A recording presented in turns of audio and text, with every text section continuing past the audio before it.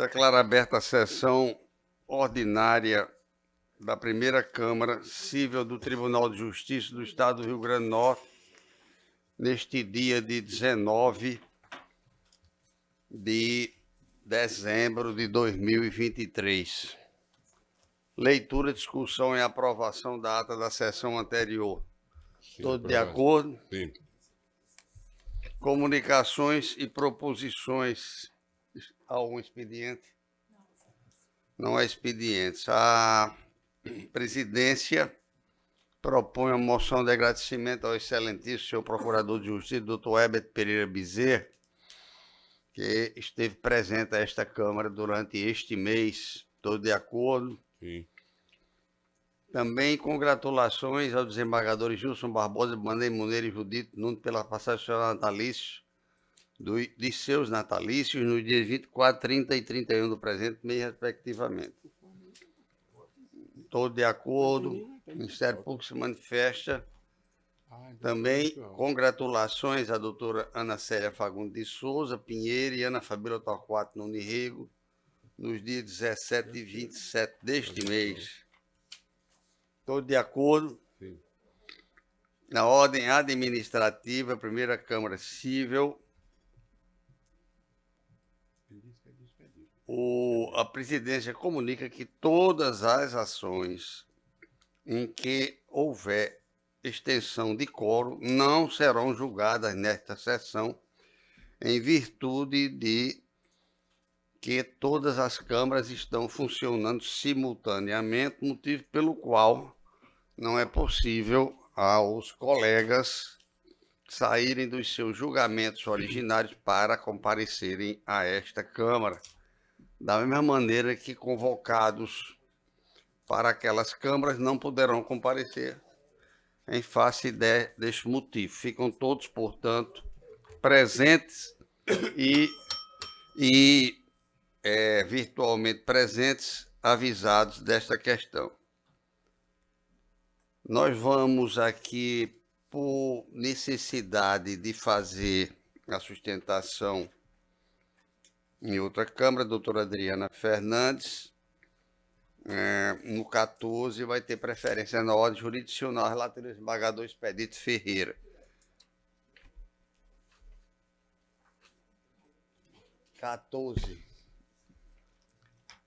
Doutor, o desembargador Expedito está em mesa. Hein? 14 foi retirado de pauta.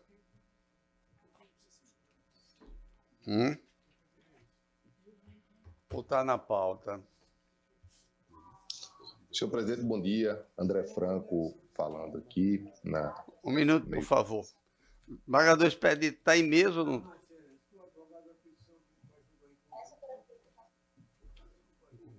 Não está em mesa. Relator informa que não está em mesa o processo 14.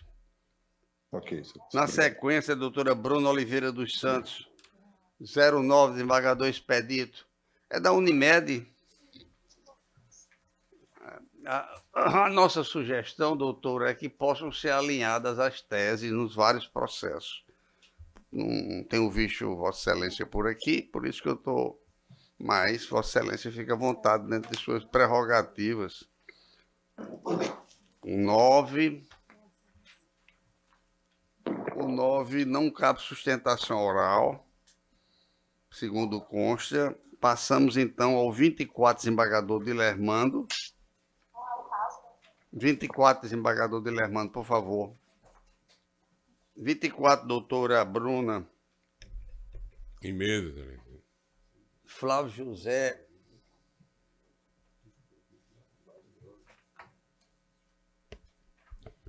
Bom dia a todos. Meus cumprimentos a Vossas Excelências, representante do Ministério Público, serventuários desta casa e demais colegas advogados presentes nesta Câmara ou de forma virtual. Trata-se de demanda na qual o autor alega ter enfrentado uma enfermidade em fevereiro de 2022, na qual se fez necessário um procedimento cirúrgico que foi negado pelo plano de saúde em virtude da carência, que não estava completa para aquele determinado serviço. Por esse motivo, o autor ingressou com a apresentação requerendo o custeio da cirurgia, a internação, bem como a indenização por danos morais no valor de R$50 mil. A sentença apelada julgou procedente os pedidos do autor e deferiu o pedido de danos morais em R$5 mil, perdão. Diante disso, é essencial adentrarmos na realidade dos fatos e esclarecer os principais pontos acerca da carência contratual, que é um instituto de conhecimento comum a todos, bem como expressamente no contrato. É um instrumento de equilíbrio que pauta toda a relação privada. A conduta da Unimed em momento algum feriu a legislação ou o contrato firmado entre as partes. O procedimento pleiteado pelo autor não foi autorizado por não ter preenchido as condições de cobertura do plano, tendo em vista que a carência para esse tipo de serviço ainda estava com prazo em aberto, conforme comprovado nos autos. O autor aderiu ao plano em 10 de fevereiro de 2022, e a lei permite cerca de 180 dias de carência para determinados serviços. Sendo assim, de acordo com a documentação juntada, inclusive pelo próprio autor nos autos, o período de carência para intervenções clínicas e cirúrgicas se encerrava em 8 de agosto de 2022. E o autor solicitou a autorização desse serviço em fevereiro do mesmo ano, motivo pelo qual ainda existia cerca de 6 meses para encerramento da carência para aquele tipo de serviço. Dessa forma, não há o que se falar em abusividade ou qualquer conduta ilícita por parte da operadora do plano de saúde, bem como não pode ser alegada falta de conhecimento por parte do beneficiário, pois ele mesmo tem acesso a essa informação em sua própria carteira, e, inclusive, o próprio juntou essa informação aos autos. É nítido que o autor desvirtua a realidade e busca mitigar a carência para o procedimento solicitado. Além disso, é fundamental ressaltar que o plano escolhido pelo autor é o ambulatorial hospitalar com obstetrícia. E sua cobertura integral só ocorre após completados os 180 dias a contar da contratação, que se deu em fevereiro de 2022. Por fim, no tocante ao pedido de danos morais, este também merece ser reformado, tendo em vista que, se não houve conduta danosa por parte da Unimed, não existe motivação para a indenização por danos morais. Por fim, requer-se a reforma da sentença, de forma que afaste-se a condenação imputada à Unimed Natal, bem como a minoração do valor arbitrado a título de dano moral, alternativamente. 26. Obrigada.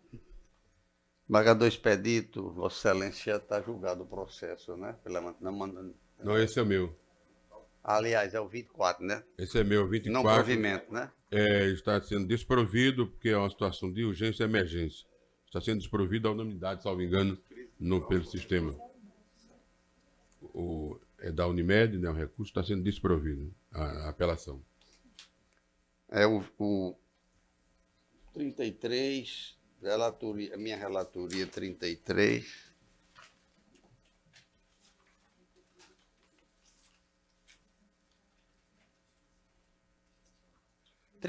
A Unimed vai fazer com ampliação? Ah, então não vai ser julgado. 39 também? Também. O 06, Maria Isabela Cardoso. Bom dia. Gostaria inicialmente de cumprimentar Vossas Excelências na pessoa do presidente desta Câmara, ao excelentíssimo representante do Ministério Público, aos meus colegas advogados e aos demais serventuários desta casa. É sempre uma satisfação fazer uso dessa prerrogativa. O objeto dessa sustentação oral diz respeito ao assistente terapêutico. Entretanto, existem algumas particularidades nesse processo que eu gostaria de esmiuçar. Primeiro, eu quero deixar registrado que entendo que é um assunto que traz um apelo emocional, mas que também existem algumas questões técnicas que precisam ser discutidas e que exige-se uma certa complexidade, principalmente quando na sentença, que é objeto dessa apelação, existe a determinação do dispositivo para psicologia 40 horas em ambiente escolar e ambiente domiciliar, ao passo que no mesmo dispositivo existe a exclusão do assistente terapêutico. Essa complexidade técnica trazida na sentença merece algum esmiuçar nessa sustentação, principalmente porque a Unimed Natal não se desvencilha de fornecer a terapia ABA. O que existe é uma discussão onde é feita essa terapia. Se é dentro do ambiente clínico ou se é nos ambientes naturais, como a gente diz que é o ambiente escolar e domiciliar. Sendo assim, não é nosso papel questionar a eficácia e a legitimidade do tratamento prescrito ao beneficiário, pois a cooperativa médica já autoriza, o que vem a ser discutido é tão somente o ambiente a ser autorizado e o tratamento ABA. Nesse sentido, peço licença para brevemente citar a Lei 9.656 e a Lei 14.454, que regula os planos de saúde e em nenhum momento e em nenhum trecho inclui entre os serviços obrigatórios o tratamento fora do ambiente clínico. De igual modo, a Resolução Normativa 539 e o Ofício 64, a qual não expandiu o tipo de tratamento e pela ANS, conforme o ofício, não há obrigatoriedade do assistente terapêutico. Qualquer interpretação diversa, data máxima vênia, traz consequências prejudiciais não somente para a cooperativa médica, mas também pela segurança jurídica contratual como um todo. Para ser um assistente terapêutico, existem 3 requisitos. Você precisa ser maior de 18 anos, ter um ensino médio completo e precisa concluir um curso que geralmente é dado no final de semana. Como consequência de algum entendimento diverso, tem-se uma enorme insegurança jurídica, já que se passa a entender que um contrato pode ser relativizado e estendido para além do seu objeto e para além do compromisso de uma das partes ao qual firmou. Nesse sentido, excelências, minha manifestação é de modo que não se obrigue o assistente terapêutico em ambientes extraclínicos, nesse sentido, o ambiente domiciliar e escolar, pugnando pelo provimento do recurso de apelação. Muito obrigada. Doutora, mas Vossa Excelência haverá de tomar conhecimento pelo... O 15 e o 12 são das relatorias do embargador expedito, também escrita doutora Maria Isabela. 12 e 15 de embargador expedito. O 12 não cabe sustentação oral e o 15 está em mesa de embargador expedito. 15, doutora. Unimed, Francisco Samuel Marques da Silva. Não mesa o que está, não mesa, excelência. Também não mesa. Para reexame pelo relator. O 16, desembargador Dilermando Mota. Unimed, Miguel Lourenço de Alves. Não cabe, né? Não cabe sustentação oral. Na sequência, desembargador expedito 10, Alex de Oliveira.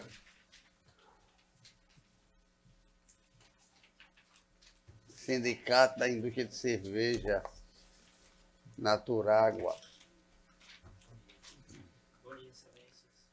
Tá legal, pode ligar. Tá ligado. Bom dia. Bom dia, excelência. É o 10. Cumprimento os desembargadores em nome da presidência desta Câmara, o representante do Ministério Público, servidores e colegas advogados aqui. Trata-se de agravo de instrumento interposto pelo Sindicato das Indústrias de Bebidas do Estado do Rio Grande do Norte, em que ele pretende a modificação de decisão liminar proferida pela Terceira Vara de Macaíba. Sim. Eu represento Naturágua agravado. Então, trata-se de agravo de instrumento onde o Sindicato da Indústria de Bebida do Estado do Rio Grande do Norte pretende que suas associadas possam envasar, recolher, trocar e comercializar os garrafões produzidos pela Naturágua, que é a empresa agravada. O sindicato entrou com uma ação pretendendo essas obrigações, essas faculdades, a autorização judicial para que pudesse fazer esse invase, troca, recolhimento e comercialização, em razão de fatos anteriores de que a agravada, foi necessário a agravada apresentar notificações extrajudiciais em face das empresas que estavam fazendo uso desses garrafões, que são propriedades exclusivas da empresa Naturágua. Existem 2 sistemas de comercialização de garrafões de água mineral. Existe um sistema intercambiável e outro sistema exclusivo, regidos pela ABNT, por regra de norma técnica, onde no intercambiável os produtos eles são trocados por produtos idênticos ou similares para a mesma finalidade, e há uma inspeção visual e depois higienização, e eles podem ser recolocados no mercado. No uso exclusivo, isso já não acontece porque a embalagem ela faz parte da propriedade da marca, da identidade da empresa que comercializa. O sindicato, então, ajuizou essa ação. Isso é para você, desembargador Expedito. Sim. O sindicato, então, ajuizou essa ação com o intuito de que o judiciário fizesse essa autorização na medida em que a empresa notificou as empresas associadas ao sindicato, a empresa gravada, e ainda a empresa ajuizou uma ação contra uma das empresas que estavam utilizando o garrafão da agravada Naturágua, com o rótulo dela, porém usando o garrafão que é litografado em alto relevo com a marca Naturágua. E qual é a relevância disso? Esses garrafões utilizados pela empresa Naturágua são garrafões em resina PET, né, em polietileno tereftalato, que é um material transparente, um material mais moderno, um material 100% reciclável, um material que também tem um custo de produção muito maior. E todos os garrafões da empresa Naturágua são produzidos através desse sistema, dessa resina de PET, e não utiliza aquele outro garrafão mais opaco, que é feito de polipropileno, que ele é menos resistente e é menos seguro ao consumidor. Então, para isso, a empresa gravada investiu muitos recursos e continua investindo para produzir os garrafões que ela comercializa de forma exclusiva, como forma de ter um diferencial. E o sindicato vem alegar, no agravo de instrumento, assim como na ação, que a empresa Naturágua não poderia ter essa exclusividade na troca, envase e comercialização dos seus produtos, porque ele venderia, o consumidor, ao adquirir o garrafão, ele seria proprietário desse garrafão e essa exclusividade traria prejuízos ao consumidor. Contudo, um ponto fulcral na demanda é que a Naturágua não vende seus garrafões. Ao contrário da maioria das empresas que atuam aqui no mercado potiguar, que comercializam os garrafões, vendem a um custo normalmente de R$ 25,00, a Naturágua ela não faz a venda dos garrafões. Ela empresta esses garrafões em comodato aos consumidores. Então, ela faz um contrato de comodato com a distribuidora e a distribuidora também é responsável por preencher esse comodato com cada consumidor. E isso tira o custo ao consumidor da embalagem, permite que o consumidor tenha mais uma opção para adquirir o produto. Se ele quiser, ele pode comprar um garrafão de polipropileno comercializado por outras empresas, ou ele pode também, se ele quiser, apenas comprar a água e tomar como empréstimo aquele garrafão e depois devolver. Não há nenhum tipo de restrição ao consumidor. O sindicato vem alegar o informativo 374 do STJ, que diz que a propriedade dos garrafões é do consumidor, que paga por eles e posteriormente troca-os nos postos, pagando apenas pelo conteúdo líquido, e a comercialização dos recipientes é livre. Ora, aqui no informativo do STJ fala quando o consumidor paga por esse garrafão, quando aquele garrafão ele passa a ser de propriedade do consumidor, o que não é esse caso. A empresa não vende, não comercializa. E o que o sindicato pretende é justamente pegar um garrafão que é produzido pela empresa agravada, ao custo exclusivo dela, com a marca litografada dela em alto relevo, e fazer o reenvase, a troca e até a venda. Até a venda de um produto que essas outras empresas não fabricaram. Então, isso vem trazendo prejuízos de grande ordem para a empresa, né? Foi juntado no agravo, inclusive, relatório contábil, onde o prejuízo já passa dos R$600 mil, em razão dessa necessidade constante da empresa ter que reinjetar esses garrafões no mercado porque estão sendo recolhidos ou porque estão sendo reenvasados. Então, é direito da empresa a livre iniciativa de poder comercializar seus produtos. A forma que ela escolheu para fazer essa comercialização é legal, é uma forma que dá mais liberdade ao consumidor, traz mais uma opção ao mercado e também faz com que haja interesse dessas empresas investirem na embalagem, investir em embalagens mais seguras, porque qual sentido seria da gente permitir que qualquer um pudesse utilizar a embalagem produzida exclusivamente por uma determinada marca, dela investir mais em segurança, fazer um produto de um custo maior, de uma qualidade melhor, se ela vai ter que abastecer todo o mercado, porque em razão da resina PET ser muito mais resistente, há uma tendência de que esse produto ele vá permanecer no mercado, ao passo que o material de polipropileno vá saindo. E as empresas passem a utilizar o de PET porque ele é melhor, ele é transparente, o consumidor vê o que está dentro do produto. Então, se for feito assim, se a pretensão do sindicato for procedente, isso significa a inviabilidade da atividade da gravada, porque ela apenas comercializa a água através de seus próprios garrafões. Ela atua aqui no estado do Rio Grande do Norte, mas atua em outros estados também. Então, ela não vai atuar com outros produtos de uma forma diferente, inclusive por uma questão de segurança, sustentabilidade. As empresas vão ficar desestimuladas para poder investir na produção de embalagens mais seguras, e o consumidor perde mais uma opção de adquirir água mineral, inclusive sem ter que adquirir um garrafão que tem vencimento, né, que pode ser perdido e que o único destino desse garrafão é servir a embalar água mineral. Então, por todas essas razões, a Gravada vem adotando essas práticas de defesa da sua propriedade, porque esses bens, inclusive esses garrafões, eles são relacionados contabilmente da empresa, é um ativo da empresa que circula, e em razão disso também vem defendendo, em razão de tudo isso, excelências, a pretensão do agravante não pode ser acolhida, né? Então, em razão de tudo que foi exposto, a gente pede o desprovimento desse agravo. Muito obrigado.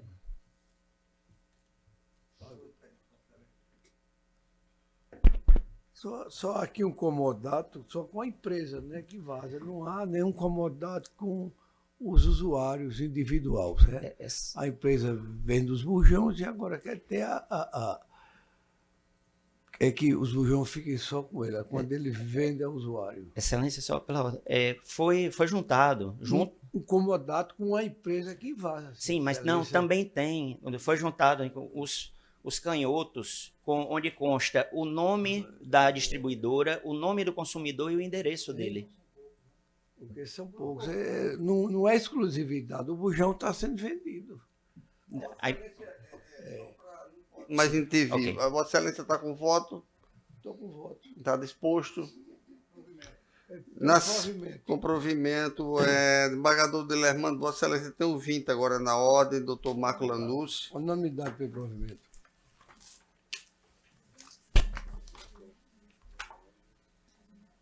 Desembargador de Lermando está na mesa, o 20, está em mesa. Sim, excelente, tem mesa, 20.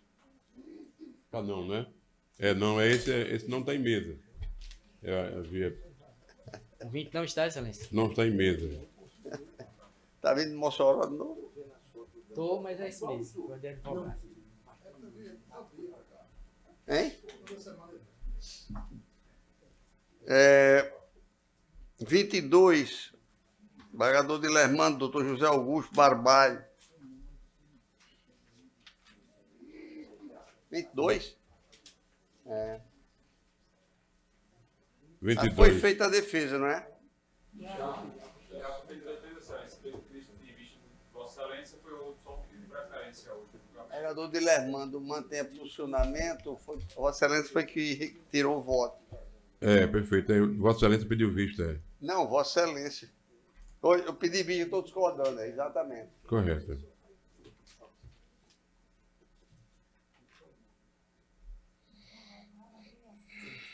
Três desembargador expedito a Nori Silva Santos.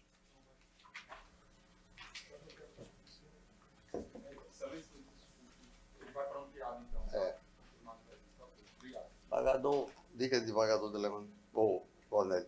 Três desembargador expedito a Nori Silva Santos.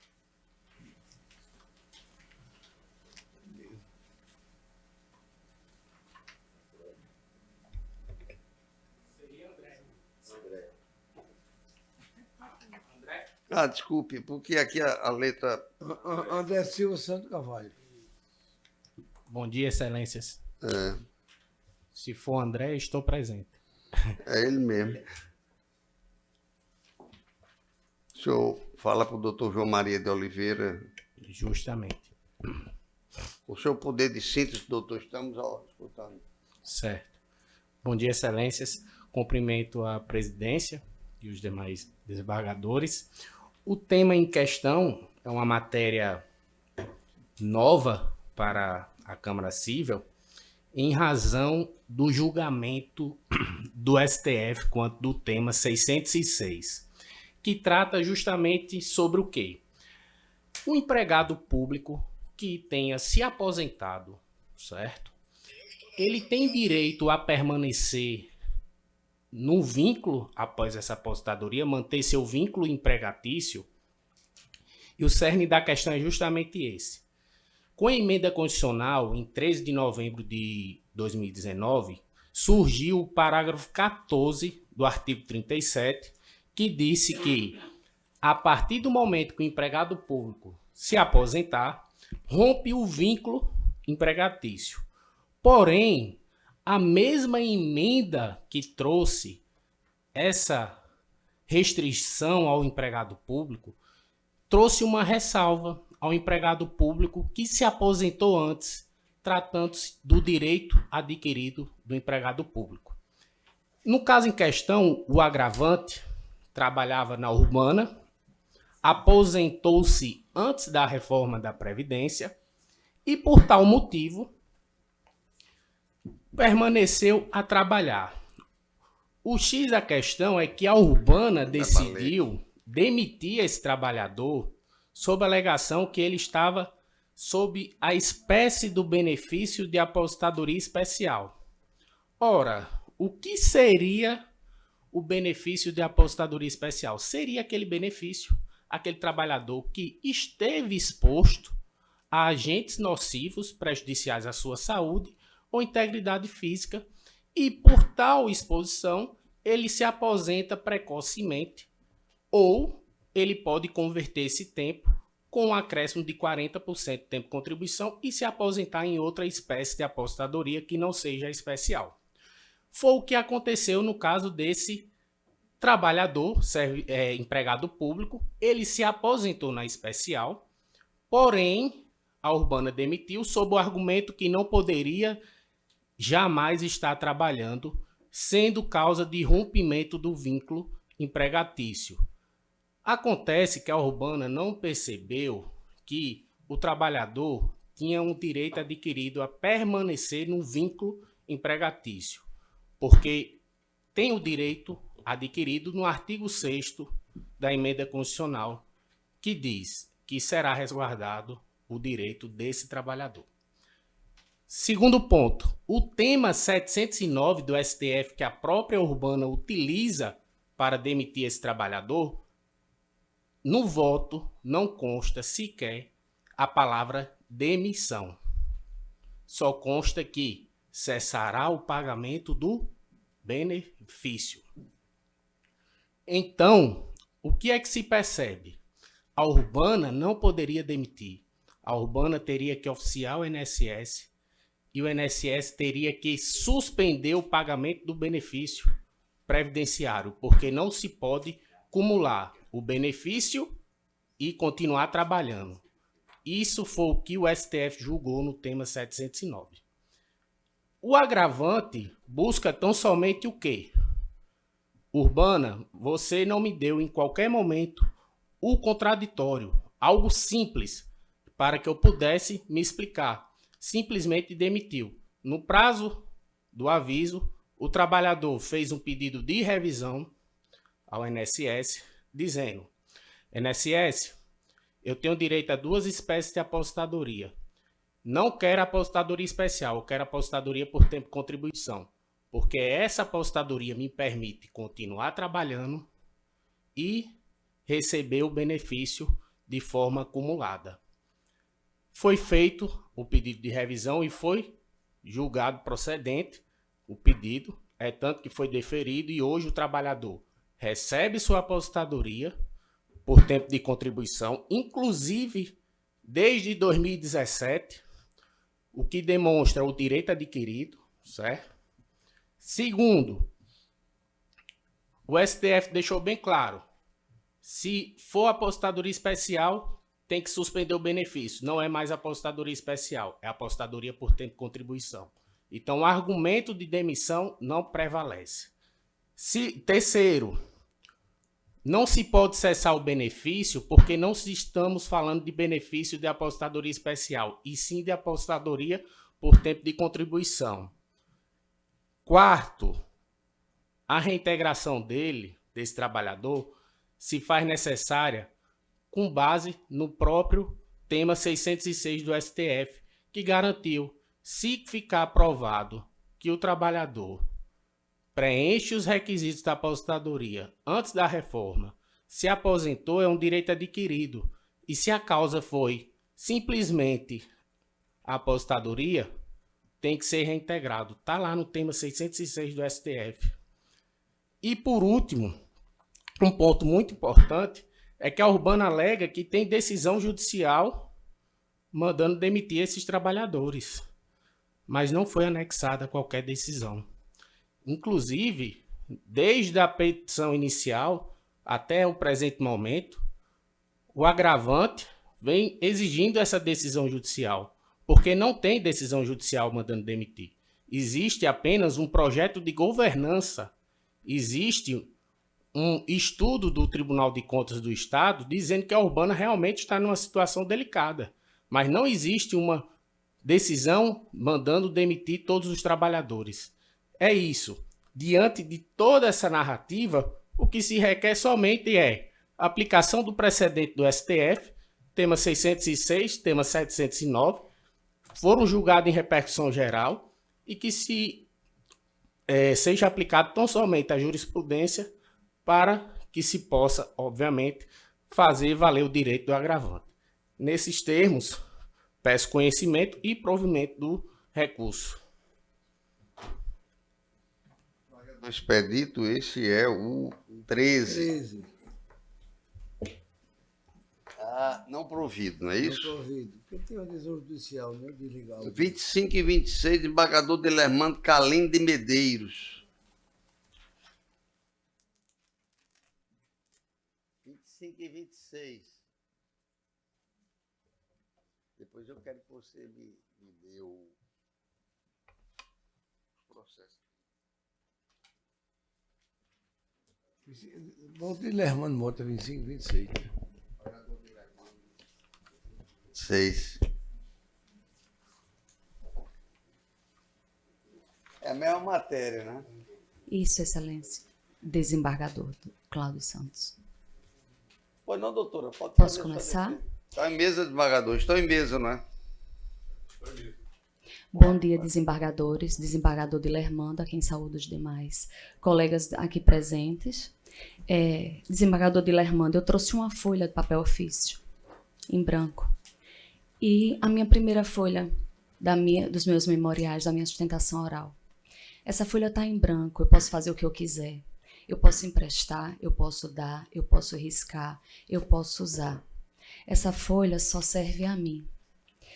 Está escrita para o meu uso. Mas se eu quiser riscar, se eu quiser rasgar, se eu quiser utilizá-la, eu posso fazer. O terreno dos meus... São dois processos, né? O terreno dos meus clientes não é nenhuma folha em branco, que ela pode ser usada, nem é uma folha que está escrita, que eu posso usar. O terreno de uma pessoa que pode construir é diferente de um terreno de uma pessoa que não pode construir por determinação legal. Não existe uma igualdade nesses terrenos, né? Então, isso fere o princípio da igualdade. Os desiguais precisam ser analisados de forma desigual e não de forma igual. Eu não tenho capacidade de usar essa folha mais, porque ela já está toda escrita. Esta outra folha eu tenho capacidade de usar. O terreno, como capacidade tributária, qual a capacidade tributária que eu posso utilizar, que possa ser cobrado? Existe o princípio da capacidade tributária, que também está sendo ferido quando o município cobra os tributos. O princípio da razoabilidade, da proporcionalidade. Como é que eu vou cobrar? Como é que o município quer cobrar o mesmo 1% de um imóvel que eu posso usar, que eu posso construir, que eu posso alugar, que eu posso entrar com o imóvel em que eu não posso entrar, que eu não posso tirar uma folha, que eu não posso cercar?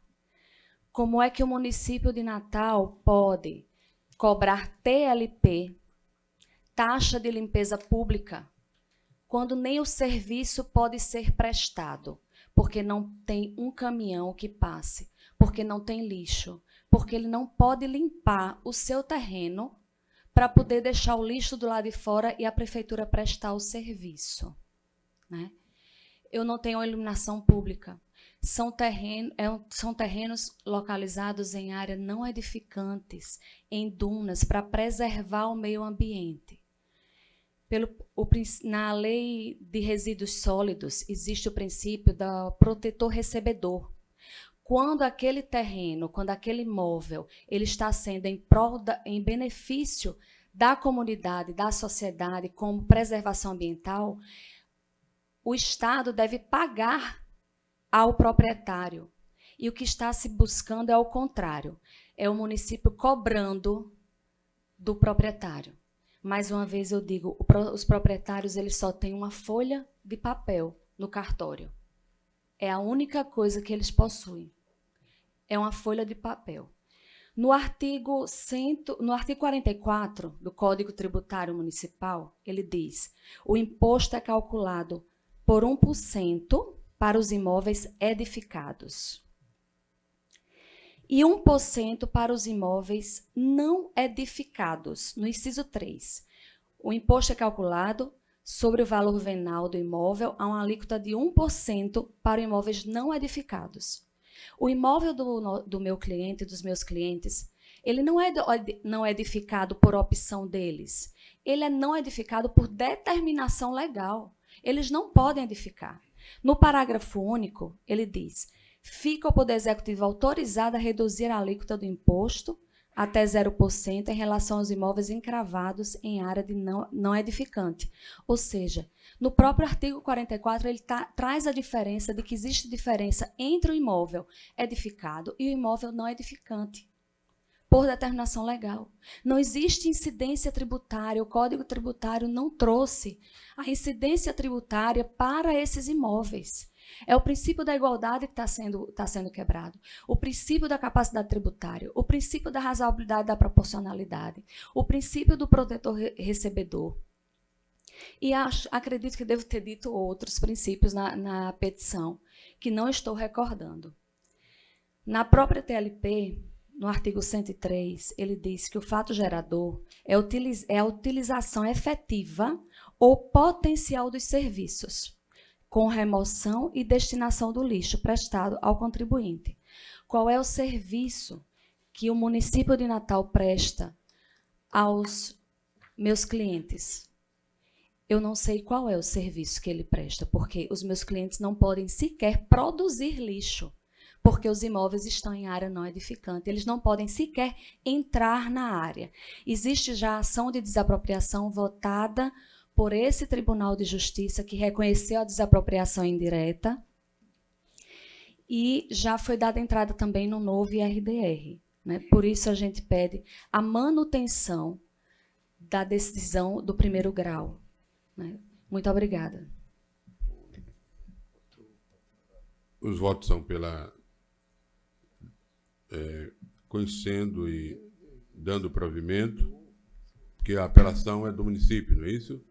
E tem o acompanhamento do desembargador Cornélio e a divergência do desembargador Cláudio, é isso? Eu entendo que não há incidência tributária. Vai para... Na sequência, nós temos a doutora Alberto Talma, o 7 da minha relatoria.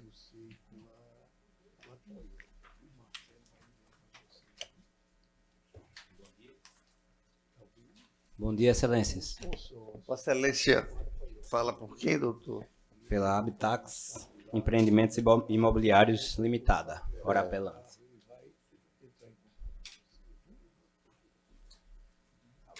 Pois não, doutor, vamos lá. O seu poder de síntese. Bom dia a todos. Queria cumprimentar, né, excelentíssimo desembargador Cláudio Santos, através do qual cumprimento os demais desembargadores, o douto membro do Ministério Público e os demais presentes. Um excelente dia a todos. Excelências, trata-se de uma ação de inexigibilidade de débito com indenização por danos morais, movida pela Habitax em desfavor da TOTUS S.A., que, como todos sabem, é uma fornecedora de sistemas de software de gestão empresarial. Excelências, o caso na origem iniciou a partir de uma imputação de multa contratual sem um correspondente descumprimento a ensejar a aplicação dessa multa. Vossa Excelência falou que a multa foi quantas vezes? 10 vezes maior, Excelência. Aqui eu estou deixando aqui a unanimidade, deixando em 2 vezes. Que realmente houve um uso exacerbado. A redução, né? Vossa Excelência está de acordo ou pretende fazer? Excelência, eu acredito piamente que não houve violação contratual. Eu acredito então, Vossa Excelência, fique à vontade para nos convencer. Muito obrigado. Disso eu estou aberto a rever meu voto, se for o caso. Viu? Muito obrigado, Excelência. Então, prosseguindo, para além dessa crença, né, de que não houve violação contratual, existe um problema relativo à negativação indevida da Habitax por débitos tempestivamente adimplidos, sem prévio ou posterior aviso, de onde surgem os prejuízos extrapatrimoniais suportados pela apelante. Então, o que é que acontecia? Por que é que nós acreditamos que não houve essa violação contratual? A Habitax era contratante da TOTUS e tinha direito ao uso de 9 IDs, e esses IDs são credenciais de acesso. O contexto contratual à época, aduzia que não se poderia contratar IDs adicionais sem que antes se formalizasse essa contratação através de uma proposta comercial celebrada por todas as partes. Ademais, esses IDs, como é natural dessas relações contratuais, eles não poderiam ser compartilhados, eram sigilosos e intransferíveis. Então, o que aconteceu, que deu origem à lide, é que a Habitax, em determinado momento, precisou demitir funcionários e contratar novos funcionários, e esses novos funcionários não poderiam usar os IDs anteriores, sob pena de violação contratual. Então, o que a Habitax fez? Ela descontinuou o uso daqueles IDs que já existiam e criou novos IDs para os novos funcionários. E, Excelências, eu chamo a atenção de Vossas Excelências que isso não configura uma violação contratual. Haja vista o que diz a proposta comercial de ID 71309354 e a cláusula 4.2 do contrato de ID 71309355. Peço licença a Vossas Excelências para ler as disposições a que faço menção. Abre aspas. Trecho da proposta comercial. Abre aspas. O TOTUS Intera traz um conceito inovador de acesso à identidade ID. Cada colaborador ou elemento que acessar o software contratado da TOTUS deve ter um ID nomeado e que não pode ser compartilhado. Fecha aspas. Agora, lendo um trecho do contrato, a cláusula 4.2 diz, abre aspas, durante toda a vigência deste contrato de SSA, o cliente poderá, a qualquer tempo, contratar IDs, aplicativos adicionais ou serviços adicionais aos modos de uso contratados por meio de novas propostas comerciais a serem celebradas entre as partes. Fecha aspas. Excelências, como vocês podem perceber, existia um contexto contratual que não se poderia efetuar adicionais contratações de IDs sem a formalização por ambas as partes. Então, vejam, no dia 17 de junho de 2020, a Habitax foi surpreendida com uma multa no valor de R$ 43.527.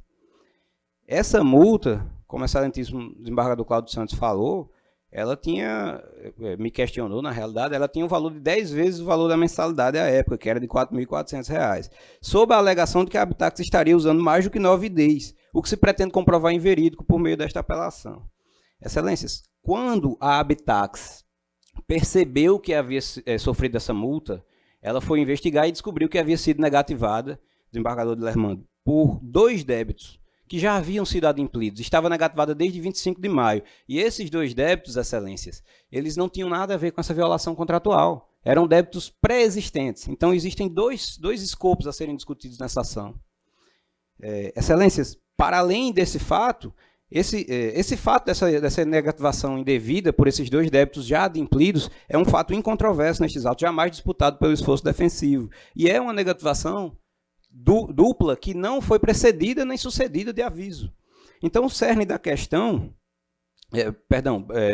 Um mês depois dessa constatação, a Habitax veio a ser negativada uma terceira vez, dessa vez por causa da multa que não havia sido paga, também sem prévio ou posterior aviso. Então, a lide em questão, excelências, tem dois sustentáculos fáticos essenciais. Veja, desembargador Expedito, como eu falei anteriormente, o primeiro sustentáculo é a negativação indevida por 2 débitos que já haviam sido adimplidos. Esse é um fato jamais controvertido nestes autos e que já foi reconhecido por esta primeira Câmara Civil em sede do agravo de instrumento, número 081-011-787-2020, 82040. Peço licença a Vossas Excelências para ler um trecho do acórdão que disse, entre aspas, com efeito, vale registrar, a princípio, que 2 das 3 negativações levadas a efeito pela agravada restaram adimplidas, consoante comprovantes de pagamento acostados em D 7976887. Fecha aspas. E é desta premissa fática que surge o pedido de indenização por danos morais, por serem danos morais presumidos. Vejam, nós estamos falando de 2 débitos que não têm a ver com a multa, não têm a ver com violação contratual. Não há explicação até hoje do porquê dessa negativação. Em segundo lugar, o segundo sustentáculo fático dessa lide é, este sim, controvertido nos autos, se houve ou não a violação contratual da qual a Habitax é acusada. Porém, ainda que se reconheça a violação contratual, excelências, deve-se perquirir sobre se essa penalidade contratual de multa é aplicável aos fatos que hoje debatemos aqui. Porque, conforme a cláusula 2.1 do contrato, que é a que combina a multa, e peço licença a Vossas Excelências para lê-la, abre aspas, o não cumprimento desta cláusula pelo cliente, ou seja, a identificação de utilização indevida do ID por mais de um indivíduo ou coisa, ou diferente do escopo especificado, resultará no pagamento de 3 vezes a somatória das mensalidades. Fecha aspas. Excelências, o escopo de aplicação da multa são 2 condutas. Ou o uso por mais de uma pessoa pelo ID, o que foi precisamente o que a Habitax não fez, ou o uso fora do escopo contratado, ou seja, modalidades ou funcionalidades que não estão na proposta comercial. Então, vejam, excelências, entendemos que essa não há subsunção da conduta que a Habitax foi acusada para a aplicação da penalidade contratual. Para além disso, há a questão da abusividade da multa aplicada em valor 10 vezes superior, que eu vou me abster de argumentar, porque já foi reconhecido, conforme o excelentíssimo desembargador Cláudio Santos aduziu. Em suma, excelência, é isso que está em pauta. E peço vênia para começar a tratar da sentença ora recorrida. Veja-se, essa sentença foi proferida numa circunstância processual de reconhecimento da relação do consumo e de inversão do ônus probatório, conforme decisão de saneamento de ID 81069-092. Então, muito embora tenha sido reconhecida essa redistribuição do ônus, merece menção um trecho da sentença impugnada, abre aspas. Dessa forma, de acordo com o relatório de uso ID 62497315, é possível constatar o acesso mensal de um número maior de IDs do que fora negociado. Fecha aspas. Excelências, o relatório de uso é uma planilha de Excel, apócrifa, é uma prova unilateral sem valor probante. Não é diferente de se um representante da TOTS se valesse de um manuscrito e escrevesse sem assinar. Houve violação contratual. É a mesma coisa. Não tem valor probante. Então, inclusive neste diapasão, a apelante solicitou que fossem acostados aos autos registros de acesso desse uso em violação, esse uso concomitante de mais de 9 IDs. E isso jamais foi ignorado pelo juiz Oacó e foi ignorado também pela parte apelada. Conforme o artigo 15 do Marco Civil da Internet, nós sabemos que os fornecedores de aplicações têm a obrigação de manter esses logs, esses registros nos seus servidores. E essa seria a única maneira, através de uma perícia desses logs, de constatar que houve violação contratual, que houve uso de mais do que 9 IDs concomitantes. Então, nesse aspecto, está ausente fundamentação e provas aptas a levar à conclusão de que houve violação. Exatamente por isso, excelentíssimo desembargador Cláudio Santos, que nós acreditamos que não houve violação contratual, porque não há provas nos autos a respeito. Não se tem uma prova de que houve o uso de mais do que 9 IDs concomitantemente. Em segundo lugar, a sentença aduz que a multa, abre aspas, está de acordo com o estabelecido pelas partes e não se configura como abusiva, portanto, não havendo de se falar em inexigibilidade de débito, fecha aspas. Excelências, a inexigibilidade ela decorre da não violação do contrato. Se constatada a violação, decorre da não subsunção da cláusula penal aos fatos ora debatidos. São esses os 2 fundamentos da inexigibilidade dessa multa.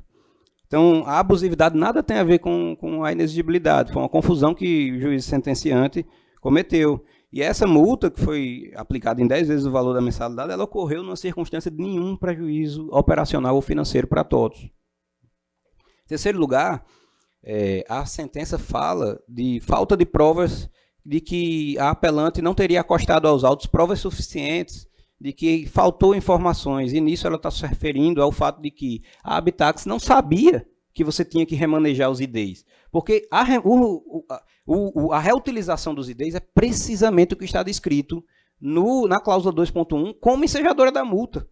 Então, como é que a Habitax ia comprovar que não recebeu essas informações? Trata-se de prova impossível dentro de um contexto de inversão de ônus probatório.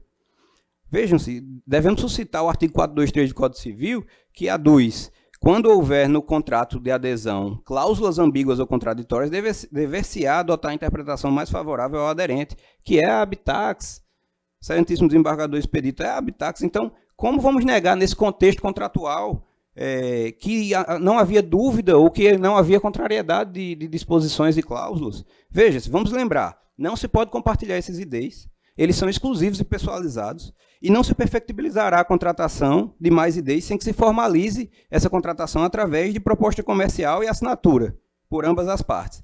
Também não há nos autos nenhuma informação sobre a possibilidade de usar as mesmas credenciais para outras pessoas. Como não argumentar a dubiedade de tais disposições que ensejam a aplicação do 423 e, por força do Código Civil, se interpreta esse contrato em favor da Habitax? Por isso, mais uma vez, desembargador Cláudio Santos, que acreditamos que não houve violação contratual, porque a situação era extremamente dúbia e a lei civil nos favorece nesse caso. A interpretação deve ser voltada para o aderente. E, por fim, quanto aos danos morais, a sentença ela diz que, por não reconhecer o ato ilícito por parte da TOTUS, forçoso o reconhecimento da improcedência do pedido de condenação em danos morais. Porém, jamais enfrentou a ilegalidade das duas primeiras negativações. Excelências, a Habitax passou mais de um ano negativada, até que finalmente o agravo de instrumento ordenou que se baixasse essas negativações, né, a liminar. Então, o dano moral nesse caso ele é presumido, como todos sabemos, os precedentes são dominantes nesse aspecto. Então, excelências, por tudo que foi exposto, acreditamos que a apelação da Habitax deve ser provida para a reforma da sentença e procedência total da ação inicial. Muito obrigado. Votado conforme anunciado. Na sequência, o doutor Marcílio Mesquita de Góes, 27 da minha relatoria.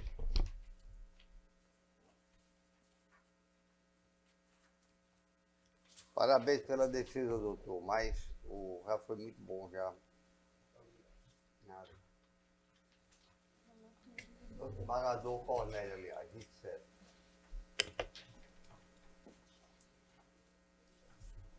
Vossa Excelência fala por quem, doutor? Eu falo pela agravada Luciana Pisato. Tem 27. Duas agravadas. Eu falo unicamente pela Luciana Pisato. O agravo é da senhora Maria Gomes da Silva, não é? Correto.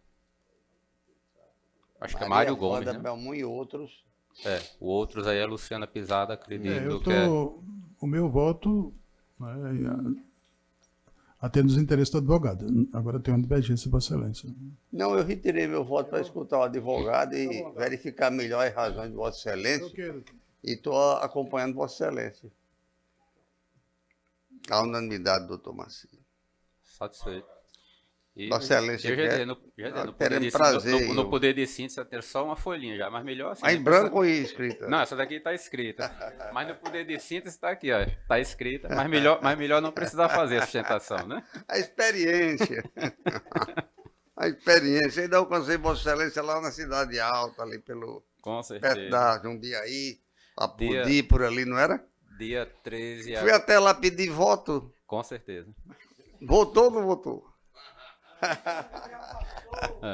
Faz tempo, mas eu não me esqueço não, isso é como pancada, você pode até perdoar, mas não se esquece. Com certeza. Vamos lá. E dia 13 agora completou 27 anos e tem a satisfação de Carlos Tomás ser nosso contemporâneo de universidade. 27 anos de formando. 27 anos, então 27 ele começou com 5 anos lá. Completou dia 13 agora de dezembro. Primeira turma, o senhor foi nosso professor, primeira turma de Direito de Família. Daí a capacidade profissional de Vossa Excelência, bebeu na fonte mais Correto. consistente. Hein? Correto. Colação de grau, 13 de dezembro de 96. Onde tem ela é Alexandria, tem umas fontes boas danadas. Um bom... Retirado de pauta, desembargador Cláudio Santander, Felipe Alves da Silva. O 2 não tem cabimento. O 3 pediu o vice-desembargador de Lermando Mota no 3. Excelência, só rapidinho. Um excelente recesso para todos, que a sessão continue profícua e tranquila. Obrigado, doutor Marcílio. E obrigado pelo voto, viu? Embora desembargador Expedito não concorde, mas... O 4, minha relatoria, doutor Marlon Sanches.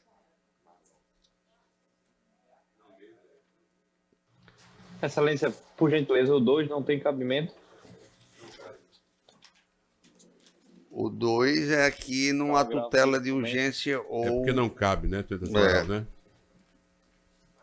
Entendi. Em agravo de instrumento em cumprimento de sentença, não cabe? Sustentação? Pelo que está escrito aqui, não, mas Vossa Excelência pode se insurgir contra tal decisão, doutor. Pois não, doutor? Eu gostaria de sustentar. Se fosse possível. Não é possível, Excelência. O 3 não está em mesa. Mas Vossa Excelência argumente e a gente reexamina a sua argumentação. O 3 não está em mesa.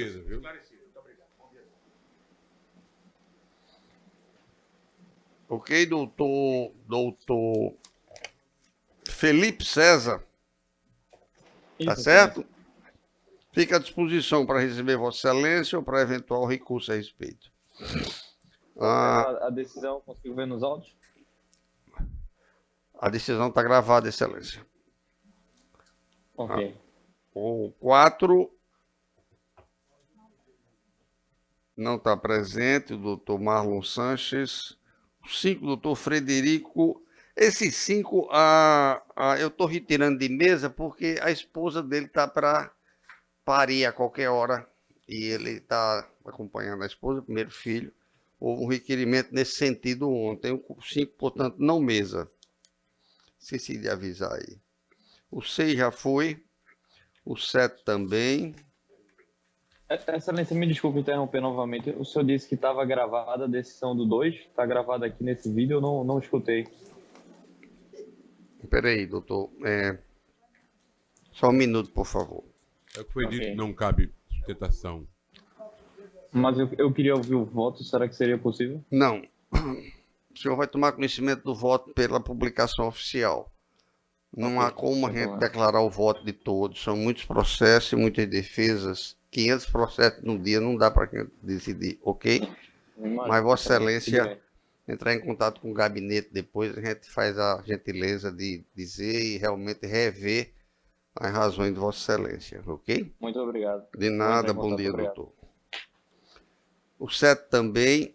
O 8 pediu o vice-desembargador Expedito Ferreira, Vladimir Soares Capistrano, já foi feita. O 9 já foi. O 10. O 10 também. O 11 não cabe tutela de urgência.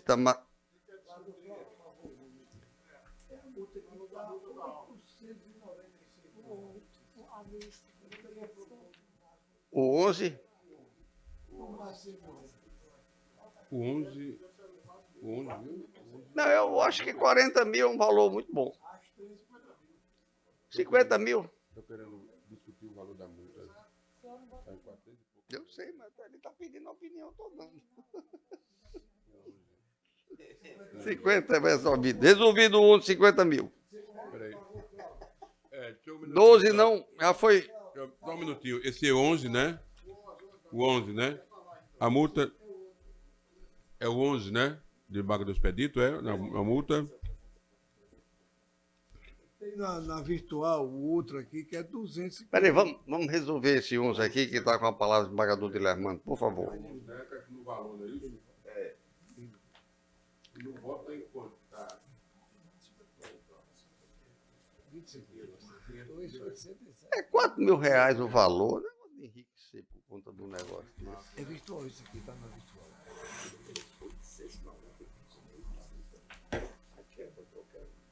O quê?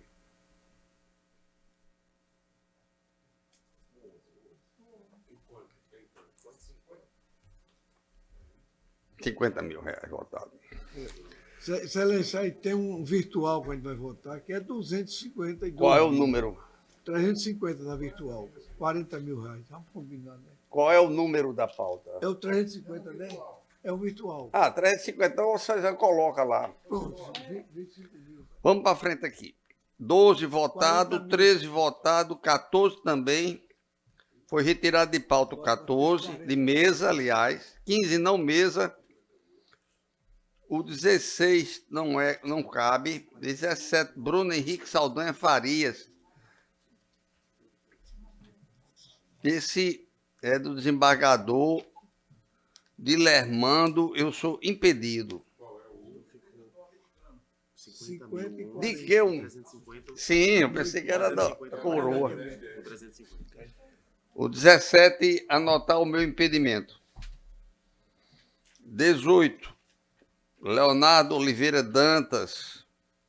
Está com vista para mim, então bota o vista disponível. Já foi feita a sustentação.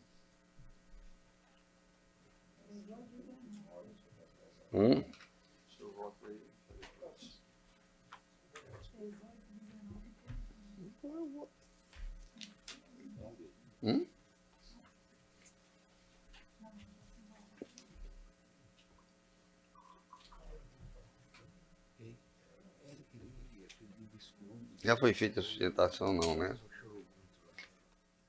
Bom, o 18 e 19 ficam adiados para a próxima sessão.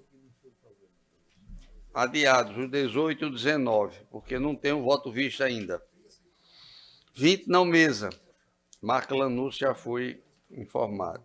21, doutor Renato Duarte Melo. Já foi feito. Esse está com voto. 21 eu estou divergindo, não é? 21. 21 tem uma divergência minha. Pedi vista e estou divergindo. O voto já está lançado? Calma. Vocês vão, Vossa Excelência, vão examinar. O 22 também votado. O 23, embargo de declaração adiado a pedido do advogado. Não cabe sustentação de qualquer maneira. Não sei se cabe. Doutor Cornélio, o 24, aliás, desembargador Dilermando, 25 também, com a minha divergência. 26, Calindo de Medeiros Pandolfo Santana. Já foi feita a sustentação com ampliação. O 27 também, doutor Marcílio Mesquita de Góes, foi votado agora. Foi. 28... 28, instituto. Não presente, votado. O 29, doutor Marlon Sanches.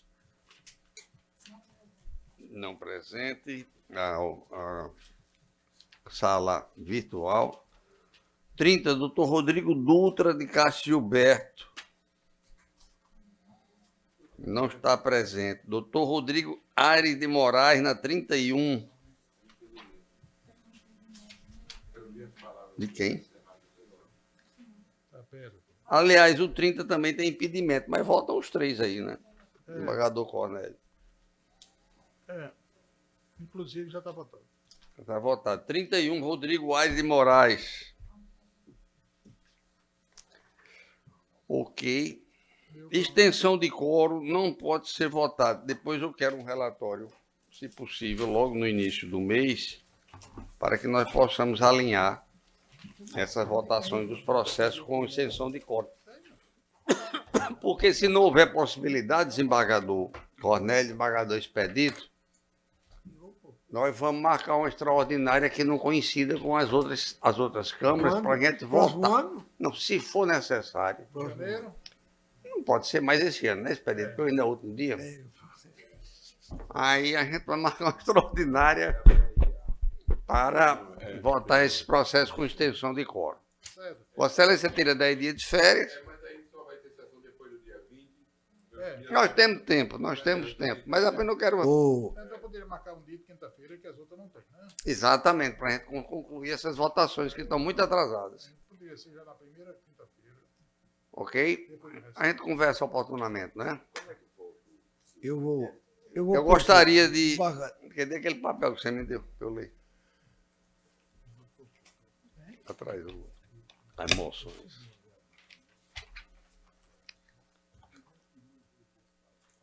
Sendo hoje a última sessão desta Câmara este ano, eu proponho uma moção de agradecimento e boas festas a todos os funcionários, advogados, colega, amigo e do Ministério Público, doutor Herbert, a quem já agradecemos, servidores, advogados, partes que estiveram aqui presentes, tiveram paciência de esperar, e que nós possamos ter um bom Natal, Feliz Natal e um ano novo com saúde, realizações e paz. Que Deus nos acompanhe no ano novo, principalmente com saúde para todos e respectivas famílias. Embargador Expedito, alguma questão? Embargador, eu estava com uma questão lá daquele voto da Arena das Dunas e do município de Natal, né?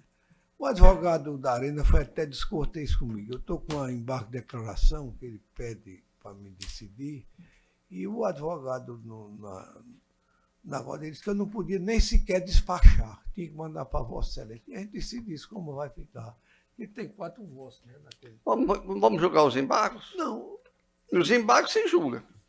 Mas ele disse que eu não podia nem despachar. Não, mas o que ele disse não interessa aqui. Mas aí que ele resolvesse aqui uma questão de ordem para resolver logo isso aqui. Não, vamos resolver no julgamento dos embargos. Arena das Dunas.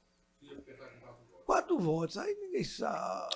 Ele copa aí eu trago a declaração. Bom, mandei ouvir. Vamos julgar não nos embargos de declaração. A gente aprecia a questão de ordem que Vossa Excelência coloca com o maior prazer. Ok? Tá bom? Desembargador de Lermando, mais alguma questão? Desembargador Cornélio. Alguma comunicação, proposição, final de ano? É só aqui dizer que estou saindo daqui com o dever cumprido. Nesse sentimento a gente trabalhou muito, fez muitas sessões extras, faltou algumas, né? Mas, pelo menos a minha meta 1 está cumprida, eu espero que os colegas também tenham cumprido, por isso que eu estou dizendo que sair daqui com o dever cumprido e que isso só foi possível devido ao empenho de todos, né? Dos assessores, do pessoal que acompanha a Câmara, né? E eu desejo a todos aí um Feliz Natal, um próspero ano novo, que a partir de amanhã, se Deus quiser, esse aperreio, como diz o nosso nordestino, né, passou. Amanhã eu estou sem ele. Então, Feliz Natal e próspero ano novo a todos. Ok, bom dia então.